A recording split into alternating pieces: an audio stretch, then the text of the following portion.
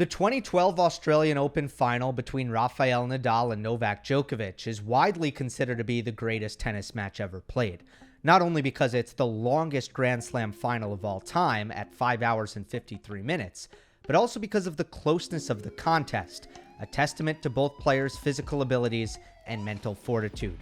Only players with the most robust mental temperament can withstand the demands of such a match. In the words of eventual victor Novak Djokovic, in terms of playing ability, there's nothing to choose between number 1 and 100. Instead, it's a question of who believes and who wants it more, which player is mentally stronger, which player is going to fight the hardest in the big points. These are the things that determine who is the champion. The question of mental toughness then arises. What is it? And how do the top players foster it to climb to the heights of the world's best? Ultimate Tennis Statistics measures mental toughness based on how consistently players have won points in high-pressure situations, such as tiebreaks or deciding sets. Djokovic is ranked number 1 at the time of writing, having won 72% of his deciding sets, 78% of fifth sets, and 65% of tiebreaks in his career. Sports psychologists define mental toughness as having a combination of 3 factors: confidence, which is the self-belief in one's abilities; consistency, which is the ability to perform well while staying focused; and control, which refers to being able to control one's temperament under pressure. In the case of the 2012 Australian Open final, it's obvious to the untrained eye that both players showed incredible confidence, consistency, and control, but small margins in these areas likely made the difference in the outcome. Perhaps Nadal lost confidence in himself for a brief moment to give Djokovic the upper hand, or perhaps Djokovic's reliance on prayer gave him the self-belief to outlast Nadal.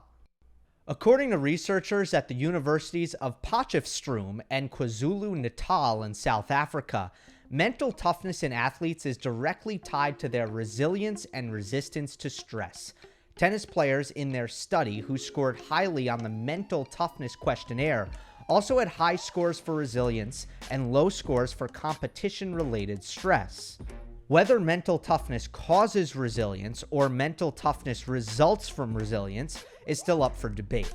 For its relationship with stress, though, mentally tough tennis players don't necessarily experience less stress than others, but are better equipped to cope with it. These findings suggest that mental toughness is fostered through repeated experiences in which players experience pressure and stress and are trained to overcome them. Flow theory warns that this can only be possible if the athlete is exposed to just the right amount of stress. Too little pressure means that the athlete won't have the experiences which foster mental toughness, but too much pressure too soon will likely negatively impact the player's confidence and mental health. It's a tricky balancing act for coaches to manage when training young players. Psychologists at the University of Groningen in the Netherlands studied some coping methods tennis players can use to foster mental toughness. They found that consistently performing positive verbal and nonverbal behaviors while on court fostered mental toughness in participants. These behaviors included positive and self-instructive talk, fist pumping, cheering for oneself. This is in line with Kevin Anderson's confidence-building behaviors, always punching the air with every point won and never letting his head drop with any of the points lost. It's uncertain if we'll ever see another match quite like the 2012 Australian Open final, or if we'll see players as mentally tough as Djokovic and Nadal in the future. Perhaps the secret to becoming a mentally tough tennis player is when those players continuously seek challenges, pushing themselves to their limits. This was summarized in an interview given by Rafael Nadal after the match. Visibly exhausted, his comments showed a renewed spirit to continue improving at the next available opportunity. Quote, "I wanted to win, but I'm happy about how I did. I had my chances against the best player in the world today. I played 1 against 1. For a long time, I didn't feel that I was playing in less advantage than him, I didn't play at a lower level than him for a long time, so that's a very positive thing for me. I'm very happy about my mentality tonight. The mentality worked, like in my best moments."